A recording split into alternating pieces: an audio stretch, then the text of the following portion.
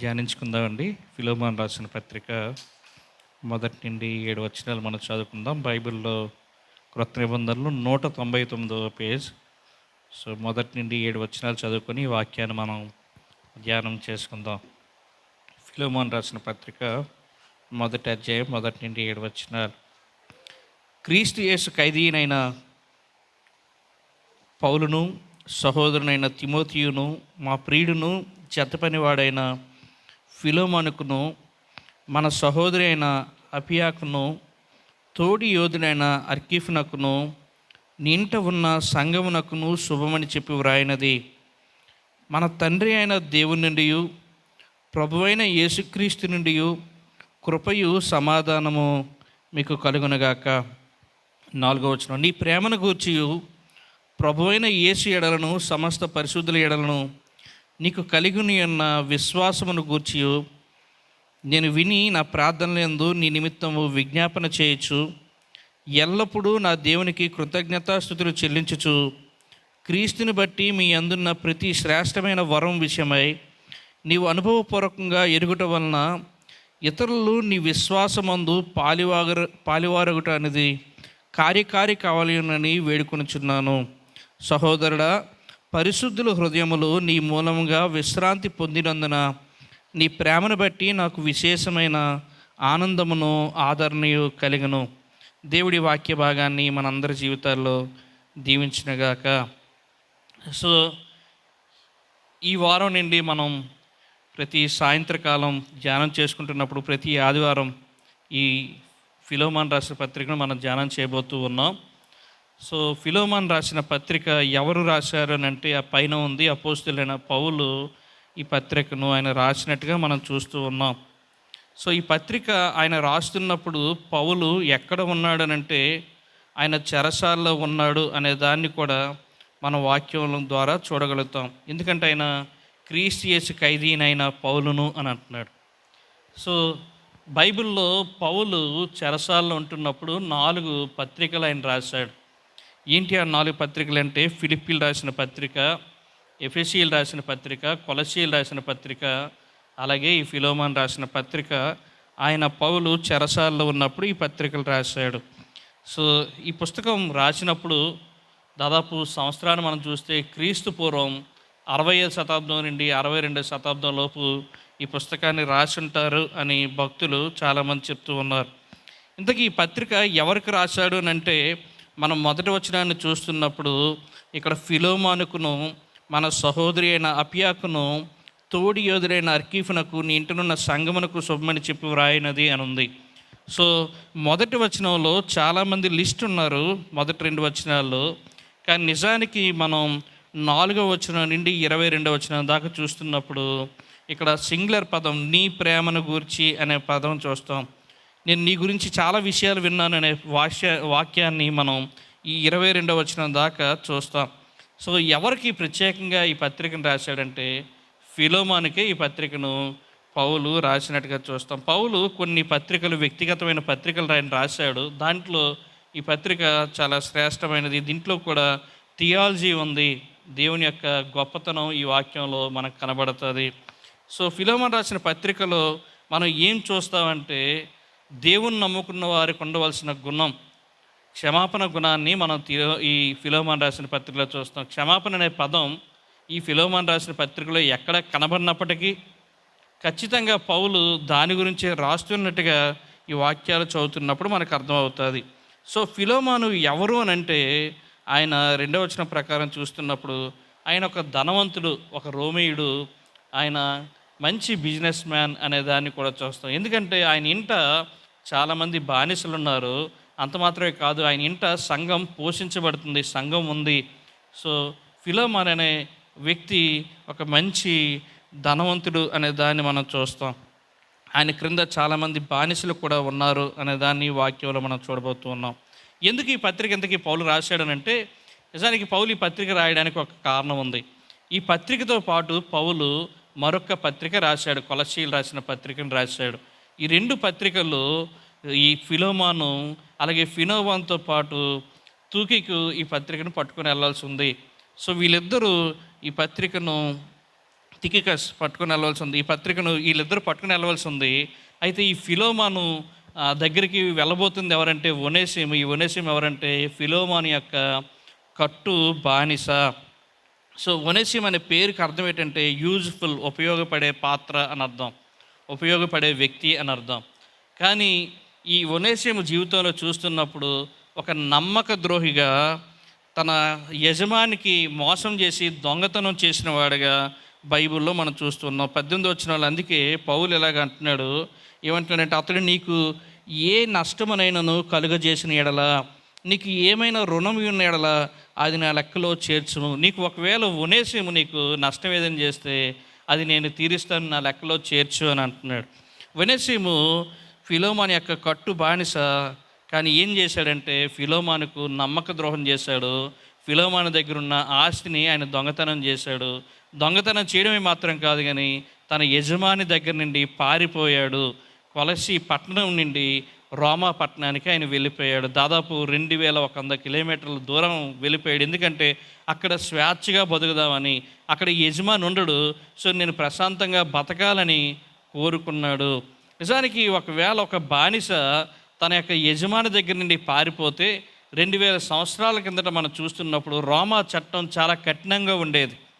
So బానిస కానీ పారిపోతే వెంటనే ఒకవేళ రోమా సైన్యం కానీ చూస్తే చాలా కఠినంగా శిక్షించేవారు. వాళ్ళు సిలువ వేసి చంపేసేవారు. వాళ్ళు జీవితాంతం ఖైదీగా ఉంచేసేవారు. వాళ్ళు చాలా కఠినంగా ప్రవర్తించేవారు.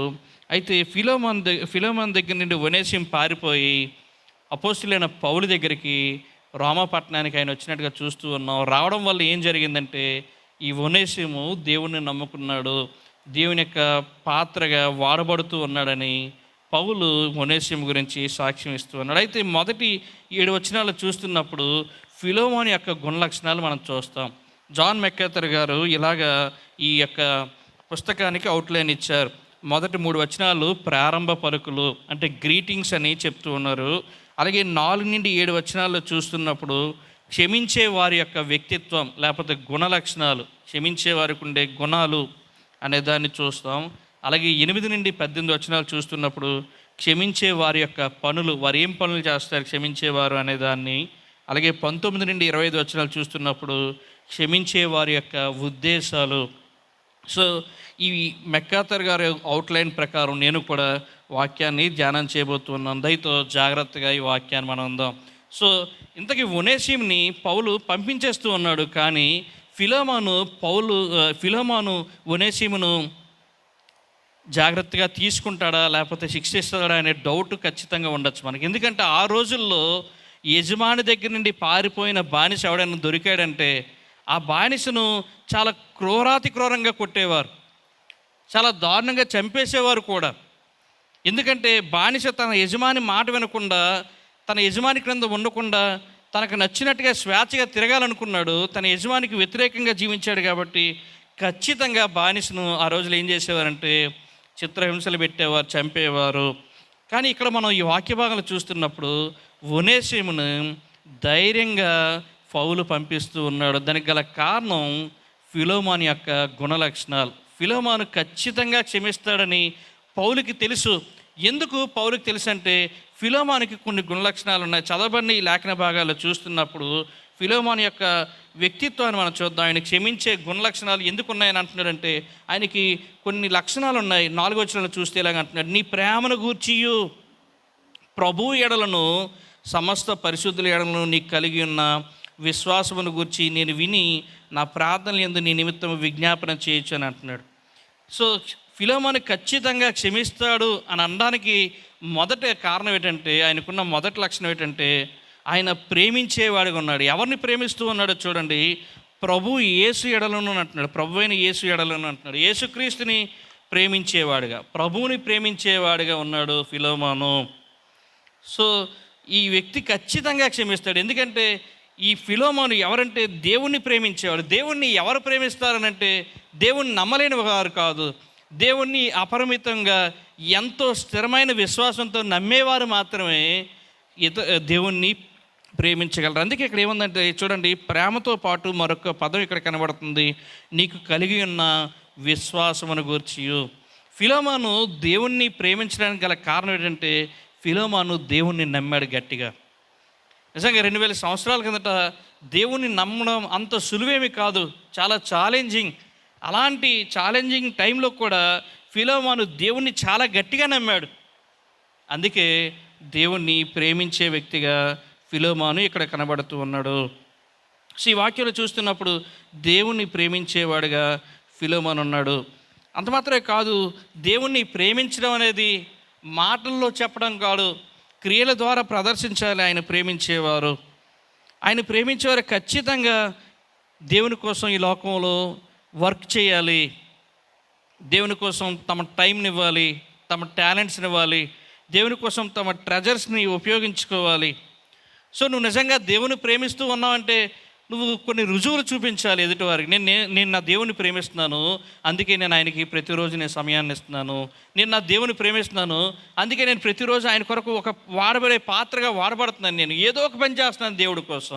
నేను నా దేవుని ప్రేమిస్తున్నాను, అందుకే నాకు దేవుడు ఏదైతే ఇచ్చాడో దాన్ని నేను దేవుని కోసం ఉపయోగిస్తున్నానని చెప్పేవాడిగా ఉండాలి. నిజంగా మనం మాటలు చెప్పడం కాదు, కానీ ప్రభు కోసం క్రియలు చేసేవారుగా ఉండాలి. ప్రభువుని ప్రేమించేవారు ఖచ్చితంగా పని చేస్తారు. ఈ ఫిలోమాను ప్రభువుని ప్రేమిస్తూ ఉన్నాడు కాబట్టి ప్రభువుకి ఆయన సమయాన్ని ఇచ్చాడు, ప్రభు కోసం తన ధనాన్ని వెచ్చిస్తూ ఉన్నాడు. అంత మాత్రమే కాదు, కానీ ఫిలోమాను గురించి ఏముందంటే ఆయన దాసుడు దేవుని కొరకు జత పనివాడు అని ఉందండి. మా ప్రియుడైన జత పనివాడు అని ఉంది. అంటే దేవుని కొరకు ఒక సేవకుడిగా, ఒక దాసుడిగా వాడబడుతున్నవాడు ఆయన. సో దేవుని కొరకు తను పని చేస్తున్నట్టుగా చూస్తున్నాం. సో ఫిలోమాను ఖచ్చితంగా ఒనేసిముని క్షమిస్తాడని పౌలుకి తెలుసు. ఎందుకంటే పౌలుకి అర్థమైన విషయం ఏంటంటే, ఫిలోమాను దేవుని ప్రేమిస్తున్నాడు కాబట్టి ఖచ్చితంగా ఒనేసిముని కూడా క్షమిస్తాడు అని అర్థమైంది. రెండో విషయం మనం చూస్తున్నప్పుడు ఫిలోమాను ఖచ్చితంగా క్షమించడానికి రెండో ఒక గుణం ఉంది. ఏంటంటే ఫిలోమాను కేవలం దేవుని మాత్రమే ప్రేమించడం కాదు, దేవుని నమ్ముకున్న ప్రజలను కూడా ఆయన ప్రేమిస్తూ ఉన్నాడు. ఇక్కడ ఏముందంటే చూడండి, నీ ప్రేమను గూర్చి ప్రభువైన యేసు ఎడలను సమస్త పరిశుద్ధుల ఎడలను అని అంటున్నాడు, నీ కలిగి ఉన్న విశ్వాసమును గూర్చియు అని అంటున్నాడు. సో ఫిలోమాను దేవుని మాత్రమే ప్రేమించడం కాదు, కానీ దేవుని నమ్ముకున్న ప్రజలను ఆయన ప్రేమిస్తున్నట్టుగా మనం చూస్తూ ఉన్నాం. నిజంగా ఇక్కడ ఏముంది చూడండి, సమస్త పరిశుద్ధుల ఎడలను నీకు కలిగిన విశ్వాసమును గూర్చి. ఇక్కడ ప్రేమ ఎక్కడ ఉంది అని అనొచ్చు మనం. నిజంగా లిటరల్గా మనం చూస్తున్నప్పుడు ఇదే వచనాన్ని మరొక దగ్గర ఇలా తర్జుమా చేశారు. మనం చదువుకుందాం చూడండి. ఎఫ్సీలు రాసిన పత్రికలో 1వ అధ్యాయము 15వ వచనంలో ఇలాగ రాయబడ్డది. ఏం రాయబడ్డది అంటే, ఈ హేతువు చేత ప్రభువు యేసునందుల మీ విశ్వాసమును గూర్చి పరిశుద్ధులందరి ఎడల మీరు చూపుచున్న విశ్వాసమును అని చెప్పేసి బ్రాకెట్లు ఏముందంటే, అనేక ప్రాచీన ప్రతులలో ప్రేమను అని పాఠాంతరం అని ఉందండి. అంటే విశ్వాసుల్ని ప్రేమించడం అనే దాన్ని ఇక్కడ చెప్తూ ఉన్నాడు. సో ఫిలోమాను కేవలం దేవుణ్ణి మాత్రమే ప్రేమించట్లేదు, దేవుని నమ్ముకున్న పరిశుద్ధులను, దేవుని నమ్ముకున్న ప్రజలను ప్రేమిస్తూ ఉన్నాడు. ఇక్కడ ప్రేమను మనం చూస్తున్నప్పుడు ఏ పదం ఉపయోగించబడ్డదంటే, కొలసీలు రాసిన పత్రికలో 3వ అధ్యాయం 14వ వచనంలో ఇలాగుంది, వీటన్నిటిపైన పరిపూర్ణతకు అనుబంధమైన ప్రేమను ధరించుకొనుడి. ఏం ప్రేమ ఇదేనంటే, అక్కడ మనం ఒకవేళ గ్రీక్లో చూస్తే అది అగాపే ప్రేమ, అది దేవుని ప్రేమ. ఫిలోమాను ఎలా ప్రేమిస్తూ ఉన్నాడంటే, దేవుడు ఎలాగైతే ఫిలోమాను ప్రేమించాడో అలాగే తన సంఘస్థుల్ని, విశ్వాసుల్ని ఆయన ప్రేమిస్తున్నట్టుగా చూస్తూ ఉన్నాం. త్యాగపూరితమైన ప్రేమ, నిస్వార్థమైన ప్రేమతో ఆయన ప్రేమిస్తున్నట్టుగా చూస్తున్నాం. నిజంగా చాలామంది ఈ రోజులు ఏం చెప్పుకుంటారంటే, నాకు దేవుడు అంటే చాలా ఇష్టం అండి అని అంటారు. కానీ అదే దేవుడు అంటాడు, నువ్వు నిజంగా నన్ను ప్రేమిస్తున్నావు అని చెప్తే నీ ఎదుటినున్న సంఘాన్ని కూడా నువ్వు ప్రేమించాలి అని అంటున్నాడు ఆయన. చాలాసార్లు నేను ఈ మాట రిపీటెడ్గా వింటున్నాను సంఘంలో. దేవుడికి నేను సమయాన్ని ఇస్తున్నానండి, దేవుడి కోసం నేను చాలా టైం వెచ్చేస్తున్నాను, దేవుని వాక్యాన్ని సిద్ధపడుతున్నాను, దేవుడు అంటే నాకు చాలా ఇష్టం. ఓకే, మంచిదే. దేవుడు అంటే నీకు ఇష్టం అంటే నువ్వు చేయవలసిన మరొక పని ఏంటంటే, ఆ దేవుని నమ్ముకున్న ప్రజలను కూడా నువ్వు ప్రేమించాలి. ప్రభు ఇలాగ అంటున్నాడు చూడండి, 1 యోహాను 4వ అధ్యాయం 20-21 వచనంలో ఇలాగ అంటున్నాడు, ఎవడైనాను నేను దేవుణ్ణి ప్రేమించుచున్నానని చెప్పి తన సహోదరుని ద్వేషించిన ఎడల అతడు అబద్ధికుడగును అని అంటున్నాడండి. సో చాలామంది నేను దేవుని ప్రేమిస్తున్నానని చెప్పుకుంటున్నారు, కానీ అవసరతలు ఉన్న సహోదరుని ప్రేమించకపోతే, సంఘంలో ఉన్న సహోదరుని ప్రేమించకపోతే వాడు అబద్ధికుడు అని దేవుడు అంటున్నాడు, ఇలాగంటున్నాడు మనకు తర్వాత వాక్యంలో, తాను చూసిన తన సహోదరుని ప్రేమింపనివాడు తాను చూడని దేవుణ్ణి ప్రేమించలేడు, ఎట్లు ప్రేమించగలడు అని అంటున్నాడు. 21వ వచనంలో, దేవుణ్ణి ప్రేమించేవాడు తన సహోదరుని కూడా ప్రేమింపవలన ఆజ్ఞను మనం ఆయన వలన పొంది ఉన్నాము అని అంటున్నాడు. సో నేను నిజంగా దేవుణ్ణి ప్రేమిస్తూ ఉన్నానంటే నేను చేయవలసిన మరొక పని ఉంది. ఏంటంటే నా పొరుగువారిని, నా సహోదరుని నేను ప్రేమించాలి. యేసుక్రీస్తు ప్రభు వారిని శాస్త్రులు అడుగుతున్నప్పుడు, ప్రభువా ధర్మశాస్త్రంలో గొప్ప ఆజ్ఞ ఏదని అన్నప్పుడు, ఆయన మత్తయి సువార్తలో 22వ అధ్యాయంలో చూస్తున్నప్పుడు 34 నుండి 40 వచనంలో ఎలాగుంటుంది, నీ దేవుడైన యెహోవాను నీ పూర్ణ మనసుతో, నీ పూర్ణ శక్తితో, నీ పూర్ణాత్మతో ప్రేమించవలననేది. అలాగే ఇంకో మాట అంటాడు, నిన్ను వల్ల నీ పొరుగువారిని ప్రేమించని అంటాడు. సో దేవుడు ఒక మాట చెప్తున్నాడు, మొదటగా నువ్వు దేవుణ్ణి ప్రేమించు, రెండవదిగా నీ పొరుగువారిని ప్రేమించు అంటున్నాడు. ఈ ఫిలోమోను చేస్తున్న పని చూడండి, మొదటగా దేవుని ప్రేమిస్తున్నాడు. దేవుని పైన అపారమైన నమ్మకం ఉంది ఆయనకు. అంత మాత్రమే కాదు, కానీ దేవుని మాత్రం ప్రేమించడం కాదు, దేవుని నమ్ముకున్న పరిశుద్ధులను కూడా ఆయన ప్రేమిస్తూ ఉన్నాడు. ఇంతకు ఆయన ప్రేమిస్తూ ఉన్నాడని రుజువులు ఏంటంటే, రెండు రుజువులు ఉన్నాయండి చదవబడిన లేఖన భాగాల్లో. ఏంటి రుజువులు అంటే చూడండి, మొదటగా ఆయన ఏం చేస్తున్నాడంటే, మొదటి రుజువు 7వ వచనంలో ఎలాగుంది, సహోదరుడా పరిశుద్ధుల హృదయములు నీ మూలముగా విశ్రాంతి పొందినందున నీ ప్రేమను బట్టి నాకు విశేషమైన ఆనందమును ఆదరణీయు కలిగను అని అంటున్నాడు. సో సంఘాన్ని ప్రేమిస్తున్న ఫిలోమోను చేస్తున్న మొదటి పని ఏంటంటే, సంఘాన్ని ప్రోత్సహిస్తూ ఉన్నాడు ఆయన. నిరాశలు ఉన్నవారిని, నిస్పృహలో ఉన్నవారిని, బలహీనతల్లో ఉన్నవారిని, కృంగిపోయిన వారిని ఆయన ప్రోత్సహిస్తూ ఉన్నాడు. చూడండి, వారు అందరూ ఎలా ఉన్నారంటే విశ్రాంతి పొందుతున్నారట. యాక్చువల్గా ఈ వచనాన్ని ఏ టర్మినాలజీలో ఉపయోగించారంటే, సైనికులు చాలామంది కవచ్ చేస్తారు. కవచ్ చేసిన వెంటనే వాళ్ళకి కొంత సమయాన్ని విశ్రాంతిని ఇస్తారు కదా. చాలా రెస్ట్లెస్గా కష్టపడుతూ ఈ కష్టపడిన వ్యక్తులకి కొంత సమయాన్ని రెస్ట్ ఎలాగైతే ఇస్తారో, ఈ యొక్క ఫిలోమోను కూడా సంఘానికి కూడా అలాగే రెస్ట్ ఇస్తూ ఉన్నాడు అనే దాన్ని చూస్తూ ఉన్నాం. సంఘం ఆయన ఇంట్లో ఉంది, వారిని ఆయన పోషిస్తూ ఉన్నాడు, వారిని ఆయన చూసుకుంటూ ఉన్నాడు, వారి అవసరతలు ఆయన తీరుస్తూ ఉన్నాడు. ఈరోజు మనకు చర్చ్ బిల్డింగ్ ఉంది, కానీ 2000 సంవత్సరాల కిందట ఇల్లే ఒక సంఘంగా ఉండేది. ఫిలోమోను తన ఇంటిని ఏం చేశాడంటే సంఘంగా ఆయన ఉంచుకున్నాడు. తన ఇంటిని అనేకులకు ఆశీర్వాదకరంగా, అనేకులకు మేలుకరంగా ఆయన ఉంచుకున్నాడు. అనేకులను సేద తీర్చేవాడుగా, అనేకులకు విశ్రాంతిని కలుగు చేసేవాడుగా ఫిలోమోను ఉన్నట్టుగా మనం చూస్తున్నాం. చూడండి, ఇక్కడ ఏమంటున్నాడంటే, పరిశుద్ధుల హృదయములు నీ మూలంగా విశ్రాంతి పొందుతున్నాయి, నీ మూలంగా నెమ్మదిని పొందుతున్నారు వాళ్ళు. సో చూడండి, ఫిలోమోను ఎంతగా వారిని ప్రేమిస్తున్నాడంటే వారికి సమయాన్ని ఇస్తూ ఉన్నాడు, వారితో పాటు ఆయన కొంత సమయాన్ని స్పెండ్ చేస్తూ ఉన్నాడు, వారి యొక్క అవసరాలను ఆయన తీరుస్తూ ఉన్నాడు అనే దాన్ని మనం చూస్తూ ఉన్నాం. అంత మాత్రం కాదు, రెండో పని ఆయన ఏం చేస్తున్నాడంటే సంఘంతో ఆయన సహవాసాన్ని కోరుకుంటున్నాడు. సంఘాన్ని సేద తీర్చేవాడిగా ఉన్నాడు. రెండోదిగా ఆయన చేస్తున్న పని సంఘంతో ఆయన సహవాసాన్ని కోరుకుంటున్నట్టుగా చూస్తున్నాం. పౌలు ఒక మాట అంటున్నాడు ఇక్కడ ఫిలోమోనుతో, ఇతరులు నీ విశ్వాసమందు పాలువారొకట అనున్నది కార్యకారి కావాలని, ఇది ఒక మ్యాండేటరీ కావాలని నేను వేడుకుంటున్నాను. నీతో పాటు ఇతరులు పార్ట్నర్స్గా ఉండాలి, నీతో పాటు వారు తమ సమయాన్ని గడపాలి, నీతో పాటు వారు తమ జీవితాన్ని గడపాలని పౌలు కోరుకుంటున్నాడు. ఎందుకనంటే పౌలు ఈ ఫిలోమోను యొక్క ఆలోచన, ఫిలోమోను యొక్క గుణాన్ని ఎరిగినవాడు. ఎందుకంటే ఫిలోమోను తన సమయాన్ని సంఘంతో గడుపుతున్నట్టుగా చూస్తూ ఉన్నాం. పార్ట్నర్గా ఇక్కడ పలుకుతున్నాడు. పాలివారు అని అంటే ఇతరులతో జీవితాన్ని పంచుకోవడం. ఈరోజు మన సమయం ఎవరితో ఎక్కువ గడుపుతూ ఉన్నాం? సంఘంతోనా లేకపోతే సంఘ ఇతరులతోనా? ఫిలోమోను సంఘస్థులతో ఎక్కువ సమయాన్ని ఆయన గడుపుతూ ఉన్నాడు.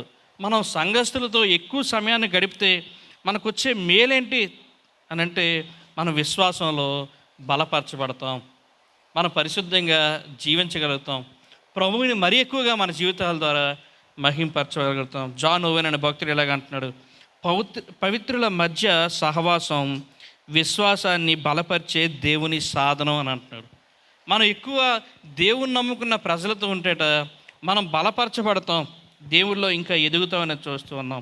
ఇక్కడ పౌలు కోరిక ఏంటంటే, నీతో పాటు సంఘస్థులు పాలిభాగస్తులుగా ఉండాలి, నీతో పాటు మంచి ఫెలోషిప్ చేయాలి, నీతో పాటు మంచిగా వాళ్ళు ఫ్రెండ్స్గా క్లోజ్గా జీవించాలి వాళ్ళు. ఎందుకంటే నీతో పాటు వాళ్ళు ఉంటే ఖచ్చితంగా సంఘం కూడా బలపరచబడుతుంది అని అంటున్నాడు.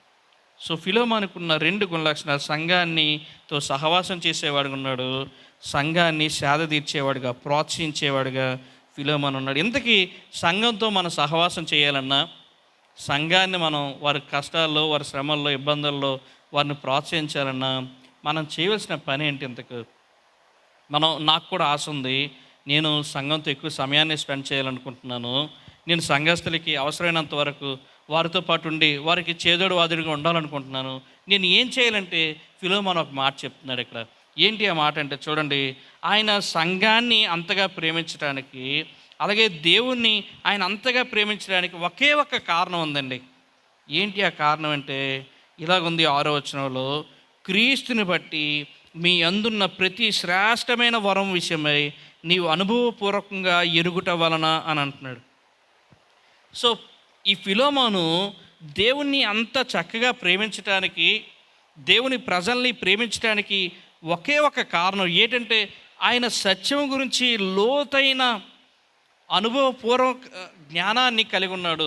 గొప్ప జ్ఞానాన్ని ఆయన పొందుకోవాలని చూస్తున్నాడు ఇక్కడ. సో ప్రతి శ్రేష్టమైన వరం విషయమై నీవు అనుభవపూర్వకంగా ఎరుగుట వలన అంటున్నాడు. ఏంటి శ్రేష్టమైన వరం అని మనం చూస్తే బైబిల్లో ఇలాగుందండి. కొలస్సీయులు రాసిన పత్రికలో మనం చూస్తున్నప్పుడు 1వ అధ్యాయం 9వ వచనంలో, మీరు సంపూర్ణ జ్ఞానమును ఆత్మ సంబంధమైన వివేకము గలవారును అని అంటున్నాడు ఇక్కడ. సో ప్రతి శ్రేష్టమైన వరం అంటే దేవుని యొక్క వాక్యాన్ని అనుభవపూర్వకంగా ఎరగడం, తెలుసుకోవటం, దేవుని వాక్యానుసారంగా ఈయన జీవితాన్ని కొనసాగించటం. నిజంగా ఫిలోమోను ఆయన కోరుకుంటేది ఏంటంటే దేవుని వాక్యాన్ని బాగా తెలుసుకొని దాన్ని ఎరుగుట వల్ల, అంటే అనుభవపూర్వకంగా నా జీవితాన్ని నేను కొనసాగించాలని కోరుకుంటున్నాడు. కొలస్సీయులు రాసిన పత్రికలో 3వ అధ్యాయం 10వ వచనంలో మళ్ళీ ఇదే మాట ఉంటుంది. జ్ఞానము కలిగి నిమిత్తము దాన్ని సృష్టించిన వాని పోలిక చొప్పున నూతన పరచబడుచున్న నవీన స్వభావం ధరించుకుని ఉన్నారు అని అంటున్నాడు.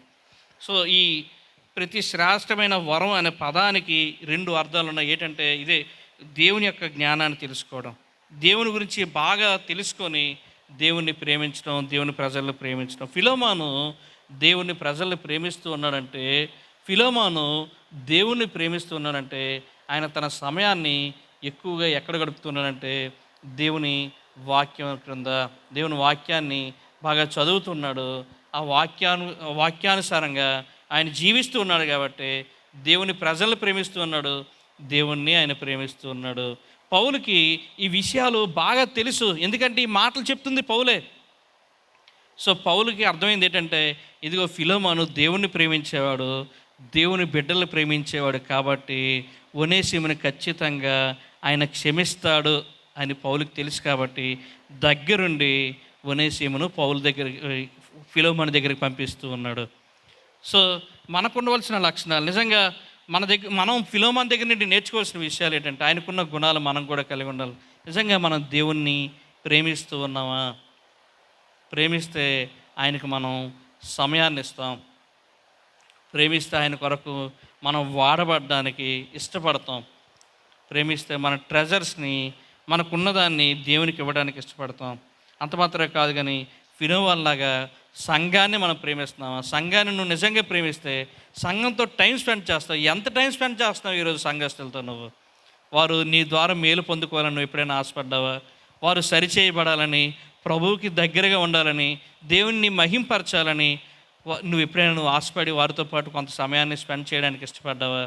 సంఘస్థులు అవసరతలో ఉన్నప్పుడు వారికి ఎప్పుడైనా నువ్వు నెమ్మదిని చేకూర్చావా? ఫిలోమోను అనేకుల హృదయాల్ని విశ్రాంతినిచ్చేవాడుగా ఉన్నాడు, అనేకులకు నెమ్మదినిచ్చేవాడుగా ఉన్నాడు. నువ్వు ఎప్పుడైనా నీ ద్వారా సంఘస్థులు నెమ్మదిని పొందుకున్నారా? చాలామంది బలహీనతలు ఉండొచ్చు, చాలామంది కృంగిపోయి ఉండొచ్చు. వారిని ఎప్పుడైనా నువ్వు ప్రోత్సహించేవాడిగా ఉన్నావా? వారిని ఎప్పుడైనా ప్రభు దగ్గరికి నడిపించేవాడుగా ఉన్నావా? ఫిలోమోను దేవుడంటే గొప్ప నమ్మకం, దేవుని వాక్యాన్ని బాగా చదివి వాక్యానుసారంగా జీవించాలనుకున్నాడు కాబట్టి దేవుని ప్రేమిస్తున్నాడు, సంఘాన్ని ప్రేమిస్తున్నాడు. మనం కూడా దేవుని ప్రేమించాలన్నా, సంఘాన్ని ప్రేమించాలన్నా దేవునిపైన అపార నమ్మకం పెట్టుకోవాలి. అంత మాత్రమే కాదు కానీ దేవుని వాక్యాన్ని మనం అనుదినం ధ్యానం చేస్తూ వాక్యానుసారంగా జీవించాలి. దేవుడి వాక్య భాగాన్ని దీవించిన గాక. ప్రార్థన చేసుకుందాం. సూర్యని చిన్న ప్రార్థన చేయండి.